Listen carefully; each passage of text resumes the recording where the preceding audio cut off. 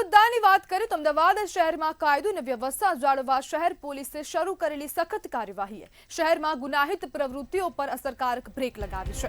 Ahmedabad police દ્વારા આ વર્ષે અસામાજિક તત્વો પર કરવામાં આવેલી કાર્યવાહી નોંધપાત્ર રીતે વધી છે।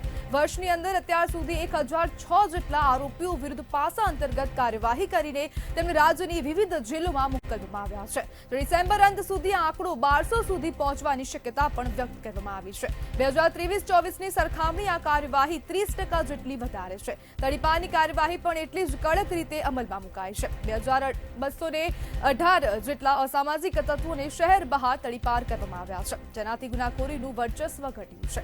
તે સાથે જ છેલ્લા 4 દિવસમાં પીસીબી અને ક્રાઇમ બ્રાન્ચે શહેરના વિવિધ વિસ્તારોમાં 15થી વધુ દરોડા પાડીને 2000થી વધુ વિદેશી દારૂની બોટલો અને 833 લીટર દેશી દારૂ જપ્ત કર્યો છે। લાખો રૂપિયાના દારૂ સાથે 17થી વધુ આરોપીઓને ઝડપી લેવામાં આવ્યા છે। અમદાવાદ પોલીસ દ્વારા મહત્વપૂર્ણ કામગીરી કરવામાં આવી છે। છેલ્લા 1 વર્ષમાં જે કાર્યવાહી કરવામાં આવી હતી તેનાથી આ વર્ષે 30% જેટલો વધારો નોંધાયો છે।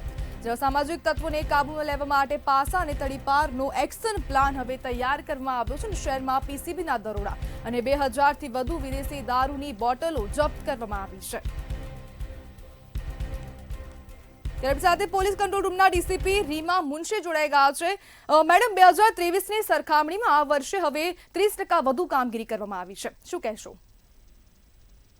હું એમ કહેવા માંગીશ કે અમદાવાદ શહેરમાં મહેરબાન સીપી સાહેબના માર્ગદર્શન હેઠળ પોલીસના ગુનાઓને નિયંત્રિત કરવાના પ્રયાસો અસરકારક રહ્યા છે અને જેને કારણે રજીસ્ટર્ડ ગુનાઓની સંખ્યામાં સતત ઘટાડો પણ થઈ રહ્યો છે।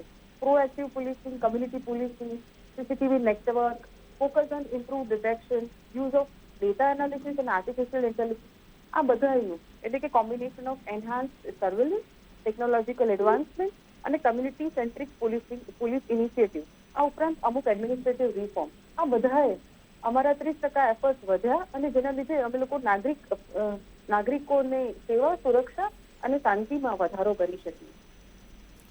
જી મેડમ, જે અમદાવાદ શહેર છે તેને વધુ સુરક્ષિત કરવા માટે પોલીસનો આગામી દિવસોમાં કેવા પ્રકારનો એક્શન પ્લાન રહેશે? આગામી 31 ડિસેમ્બર આવી રહી છે।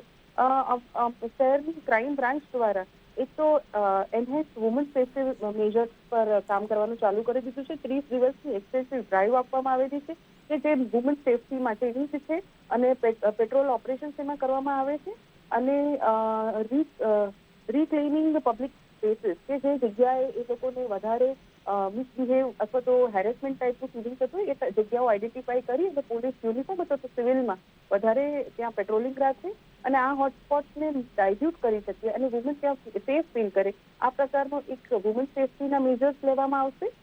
સ્માર્ટ પોલીસિંગ યુઝ કરવામાં આવશે।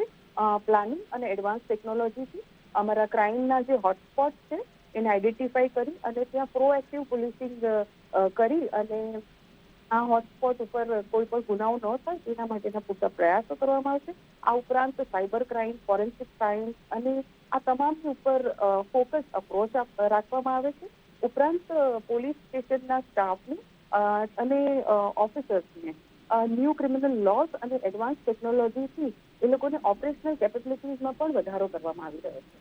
મેડમ, હવે લોકો નાની વાતોમાં પર પોતાના મગજ પરથી પોતાની જે વાણી છે તેના પરથી કાબુ ગુમાવી રહ્યા છે, તો તેને લઈને શું કહેશો?